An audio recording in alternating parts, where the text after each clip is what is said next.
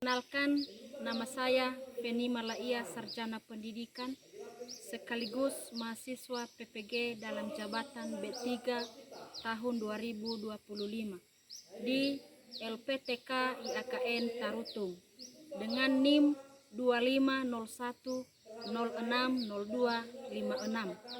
Saya mengajar pendidikan agama Kristen di SMPTK Arastamar Sisobahili. Hari ini saya melaksanakan perekaman video UKIN mata pelajaran pendidikan agama Kristen di kelas 7. Selamat menyaksikan.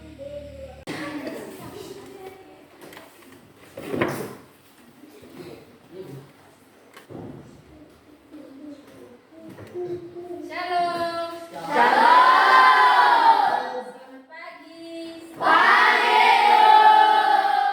kabarnya?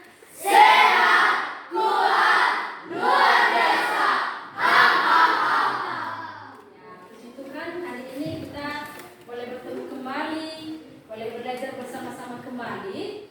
Jadi sebelum kita memulaikan proses pembelajaran kita hari ini, salah satu dari anak-anak kami membawakan kita dalam doa dan pujian. Silakan.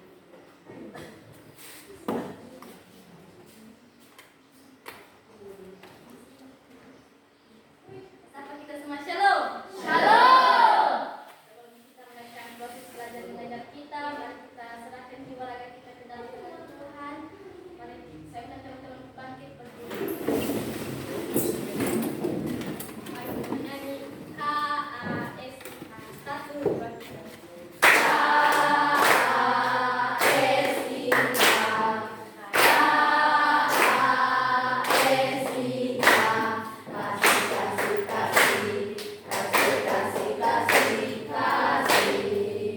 Mari kita satu dalam doa. Bapa yang baik, Bapa yang berkata dalam Tuhan Putra, Penyuci Bapa yang mengucapkan amin. Terima kasih. Nah, saat ini Ibu mau mengecek kehadiran dulu ya. Iya, Ibu mau absen. Aladin baru. Ada Bu. Angelin Aurel Zaluhu. Ada Bu. Krisman Berkat Baru. Ada Bu. Dani Saputra Zaluhu. Ada Bu. Destin Natalia Zaluhu. Ada Bu. Erlin Wisdemegia. Ada Bu. Terima kasih. Saat ini sebelum kita melanjutkan pembelajaran kita, Ibu mau bertanya dulu. Siapa yang masih ingat pembelajaran kita minggu lalu? Allah Maha Pengampun. Ya, terima kasih. Ada lagi yang masih ingat? Ya. Karya Allah pengampunan Yesus Allah dalam Yesus Kristus. Ya, ada lagi yang masih ingat? Ya. Merespon karena penyelamatan Allah. Ya, terima kasih. Kami harap, Ibu harap kita tetap belajar di rumah ya. Seperti minggu lalu kita harus mengenal materi apa yang disampaikan minggu lalu.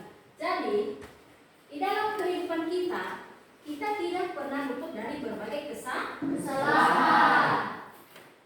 Apa saja kesalahan yang pernah anak-anak kami buat?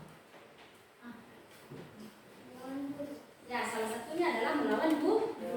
Itu adalah kesalahan kita sebagai siswa. Ada lagi? Melawan orang tua. Ya, melawan orang tua itu juga kesalahan kita ya. Kalau ditegur orang tua, kita melawan. Itu kesalahan kita. Ada lagi? Melanggar aturan sekolah. Ya, melanggar aturan sekolah. Kadang Bapak Ibu guru memberi kita teguran. Malah kita sebagai siswa melanggar peraturan. Nah, jadi topik kita hari ini yaitu meneladani Yesus dalam mengampuni sesama. Meneladani Yesus dalam mengampuni sesama. Jadi, dalam pembelajaran kita atau dalam topik kita hari ini ada beberapa tujuan yang harus kita capai sebagai siswa. Apa tujuan pembelajarannya? Yang pertama yaitu menyebutkan teladan Yesus dalam mengampuni. Yang kedua, menjelaskan alasan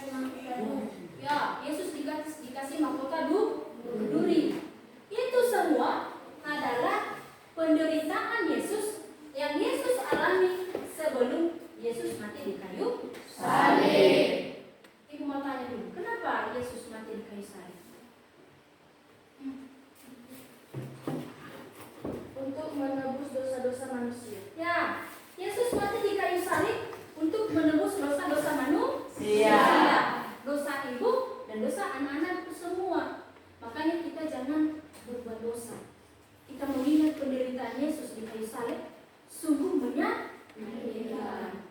Ketika kita yang mengalami penderitaan Yesus itu, bagaimana perasaan kita? Pasti yang kita rasakan adalah sakit sekali.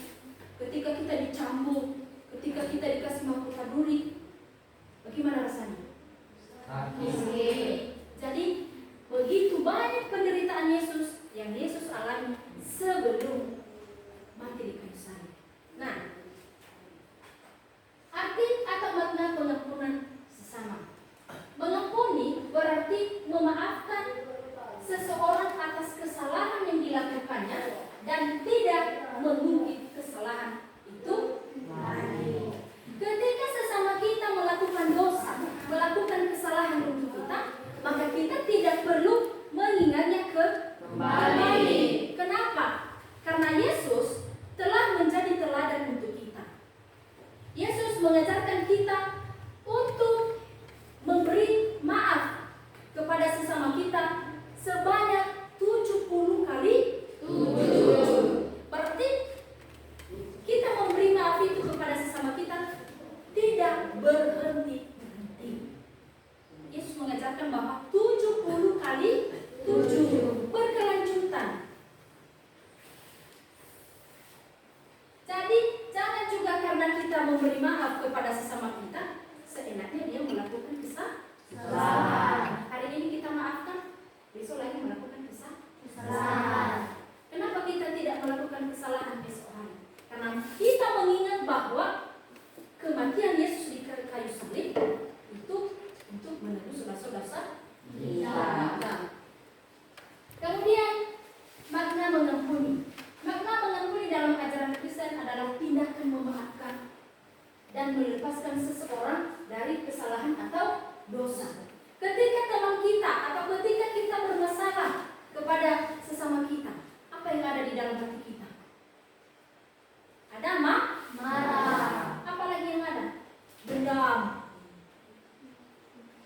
Kita bisa marah, kita bisa dendam.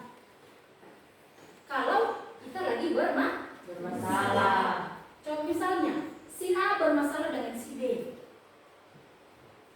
Pasti yang ada di pikiran si A adalah marah, dendam. Bagaimana saya membalaskan kejahatan itu?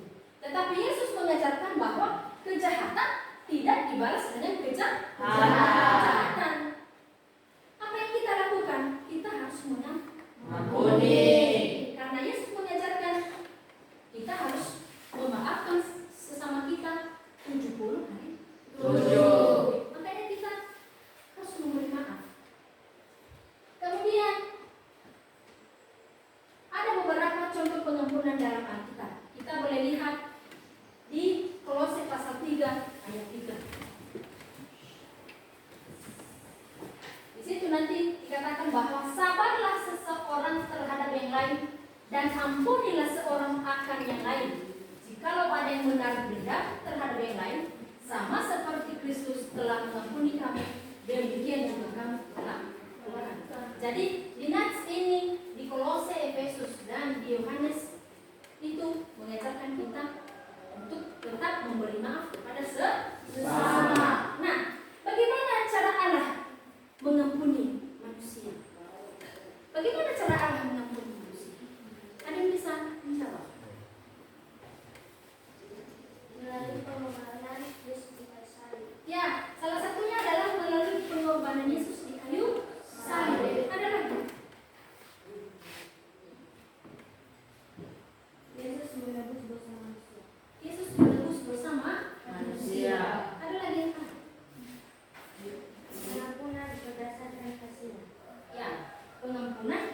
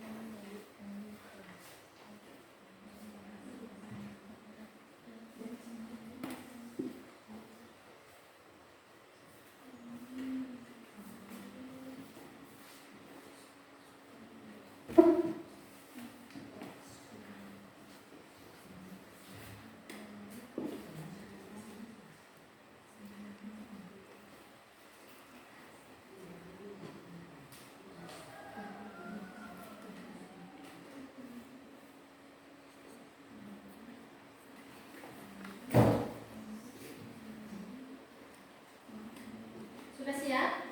Sudah.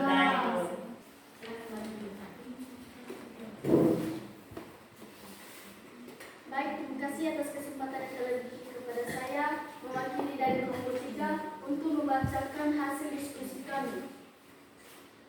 Tugas kita yaitu di sini membaca dan menganalisis Alkitab. Kami telah membacakan tugas yang telah diberikan Ibu Guru. Soalnya yang di sini yaitu apa yang Yesus lakukan terhadap orang berdosa atau orang yang menyalibkannya. Jawaban kami di sini yaitu Dia memohon kepada Bapa di surga agar mengampuni mereka yang menyiksa dan menyalibkannya, karena mereka tidak menyadari bahwa mereka sedang melakukan perbuatan yang sangat berat dan salah, yakni membunuh anak Allah. Demikian saja. Jika ada pertanyaan dari teman-teman, kami persilakan. Mengapa tindakan Yesus ini menjadi teladan bagi kita? Terima kasih atas pertanyaan kepada teman kami. Pertanyaan ini kami berikan menjawab kepada teman kami kelompok 3 dipersilakan.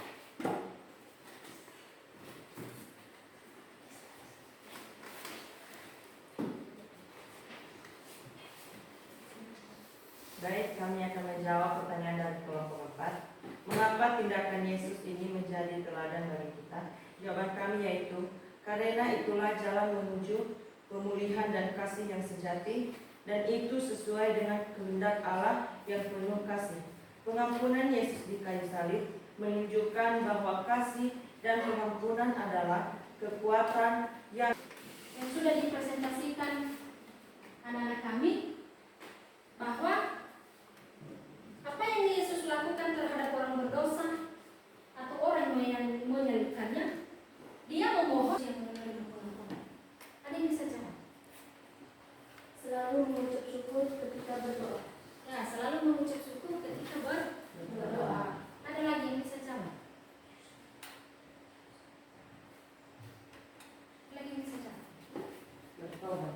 Ya, salah satunya adalah bertobat. Ada lagi? Meminta pengampunan kepada Allah. Ya, meminta pengampunan kepada Allah. Tepuk tangan dulu untuk teman-teman kita yang sedang.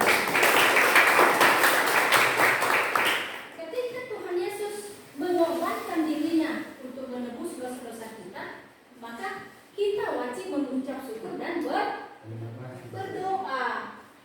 Wajib mengucap syukur dan berdoa. Silakan kepada anak kami kembali ke tempat.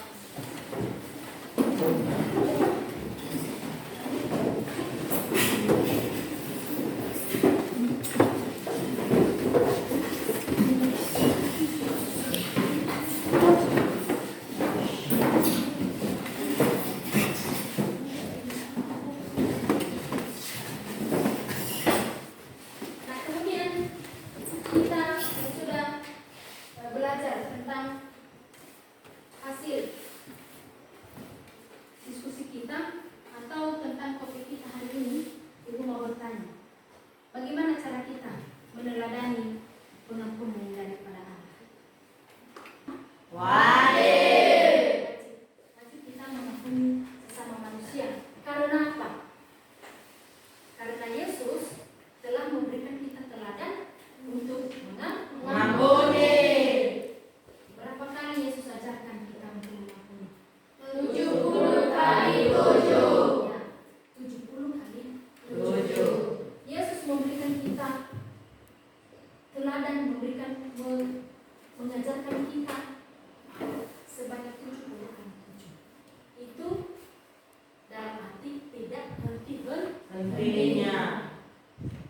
Yang sebenarnya yang menanggung dosa kita itu adalah diri kita sendiri, ya kan? Yang menanggung dosa kita itu adalah diri kita sendiri, karena yang melakukan dosa adalah kita. Agama Kristen wajib bersyukur kita punya Yesus yang luar biasa. Yesus yang luar biasa. Jadi anak-anak kami, dari topik kita hari ini meneladani Yesus.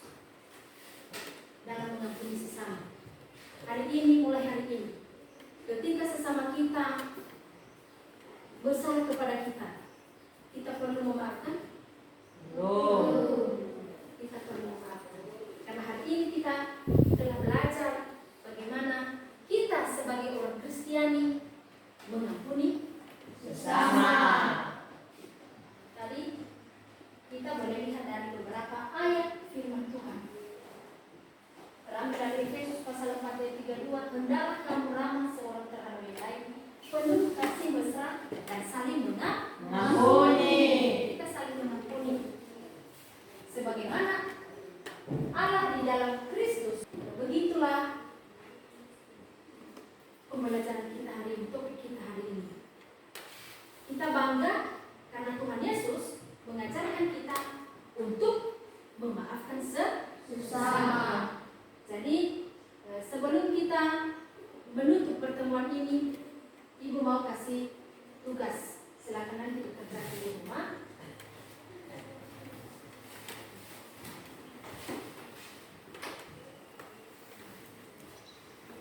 Itu silakan minggu depan diserahkan ya. Minggu depan diserahkan. Dan sebelumnya,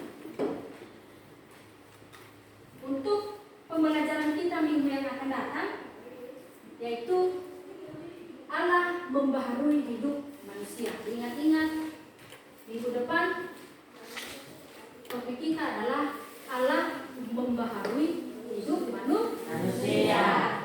Jadi sebelum kita mengakhiri pertemuan kita hari ini, salah satu dari anak-anak kami membawakan kita dalam doa dan pujian.